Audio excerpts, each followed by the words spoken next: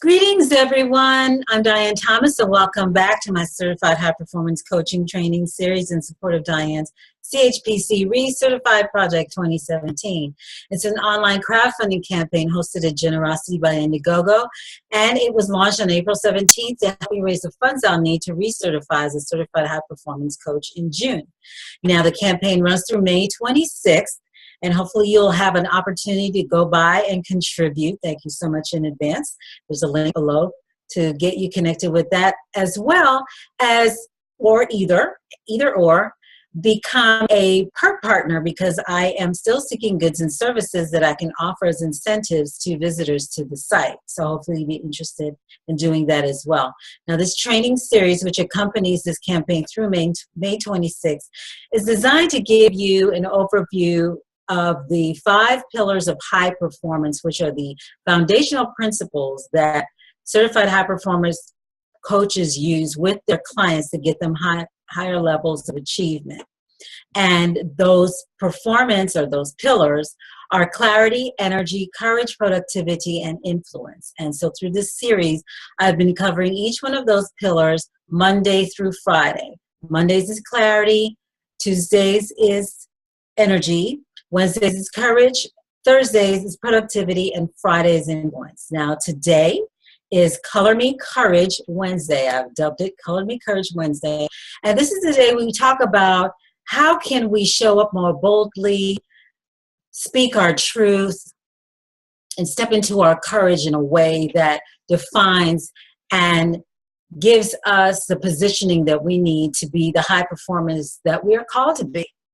And so we've been reviewing over the last couple of sessions a particular question. We're going to explore it a little bit more today. And that question is, who have I not been honest with about my needs, my desires, my ambitions, and what is it costing me? We have been looking at it mostly through our eyes and what are some of the things we need to do to overcome so we can have those conversations. But today we're going to look a little bit into how what we may want to say or need to say is going to affect the person that we are talking to, and maybe a way that we can smooth the way for those conversations to be received a little more easily. So as you may recall, we had been talking, particularly trying to look at what I dubbed the avoidance motivators around having conversations or facing our truths and being more courageous. And they're really founded in some level of pain and fear. And so we have a pain or fear of change for the most part, because we think we're either going to lose something, we just don't even want to deal with it at all, the process, we want to avoid it at all costs, or the outcome we are fearful of as well, and feel that it may not turn out the way that we want it to.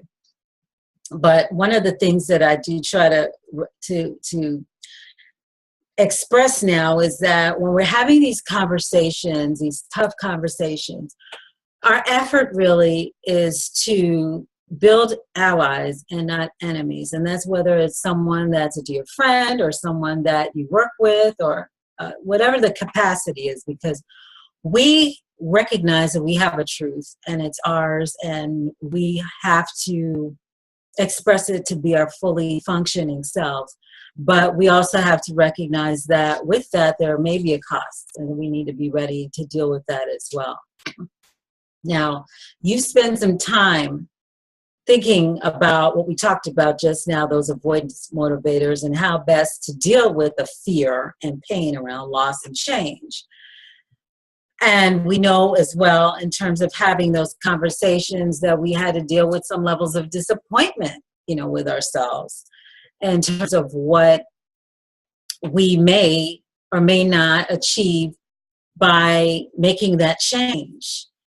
We understand that there's an experience as well that the other person is going to have. We just know that intuitively, because we don't want a big blow up. We don't want an argument. We don't want to hurt anybody. We don't want them feeling like they've been denied in any way or being ridiculed or rejected.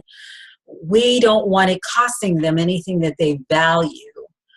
But perhaps just by the process of unloading or venting, that may be the outcome. So it may be that you want to do the unloading and venting, and if it's something that's really emotional, you may want to do that with someone else before you get to where you need to talk to this person, because you don't want any antagonistic emotions clouding the true message that you want to get across to the person. Particularly because you want a solution. You want an outcome that works for the both of you. You've been tired walking around with whatever this thing is. It's like baggage. It's like something that's heavy, and it's because it's based in fear. It's been preventing you from feeling as free as you would like. And so it's time. You've made that decision that it's time. So how do you make this revelation to this person that could really result in a tectonic shift in your relationship?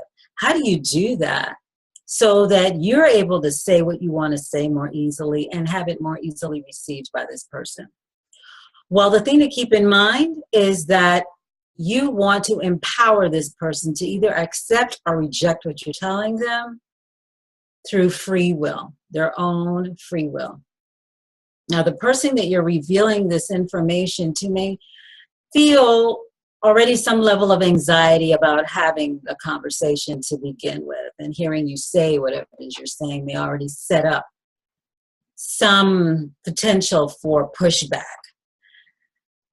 because they don't know what this means for them, what it is you're saying. Is it going to cause them to look at themselves differently? Is it going to cause them to feel that they're losing something? Is it going to cause them to feel that they're inadequate in some way? They don't want that. And of course, you don't want them feeling that way as well. So it's important to empower them in a way that they can maybe initially reject what you're saying, but at some point, then even at that conversation, and understand this may be the first conversation that you have. It doesn't have to be the only one, and probably shouldn't if it's something really serious. That at first you're talking to them and they may reject what you're saying.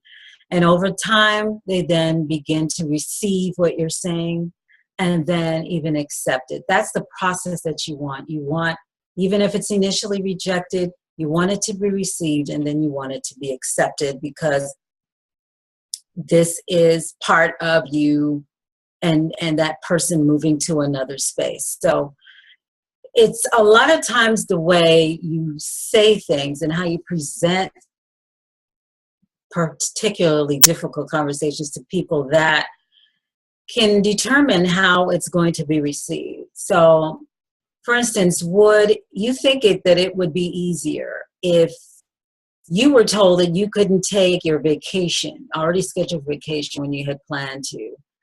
Would it be easier to receive that information if you were then told by your boss, well, I understand that it's inconvenient for you, but how about I give you 1 or 2 days on the days that you do have to work during your vacation? I either give you time off early or I give you double pay. You probably take the pay. Or would it be easier to have a conversation with your spouse about your desire to move to a different, maybe state, locale, even out country, if you gave them the option of choosing where to go? Or would it be easier for you to receive some unfavorable health information or news from your doctor if they encouraged you to go get a second opinion? Now, these may all seem like rather dull and mundane conversations or scenarios, but the thing to remember is that there's a truth that you want to communicate and you want it to be received, and it's yours and it's important to you. It's the essence of your expression of yourself. And so you have a right to have that. You have a right to possess that, and you have a right to express it. But as you're doing that, you also want to maintain and acknowledge this person's and how they're going to receive what you're giving to them and the impact that it's going to have on their lives. You want to help them feel empowered through the conversation. because in the end, you want the outcome to be favorable for the both of you.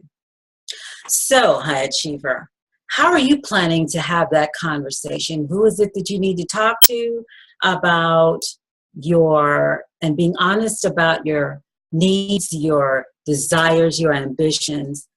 You already know what it's costing you to have not had the conversation, and now that you're deciding to do it, how do you see having it? And do you see having it more easily if you're able to empower them and empower them through their free will? Please let me know. I would love to hear and love to read your comments. So wherever you're seeing this video, if you can make a note in terms of what your ideas about that, I'd be really interested in reading them. And I'm sure it will help someone.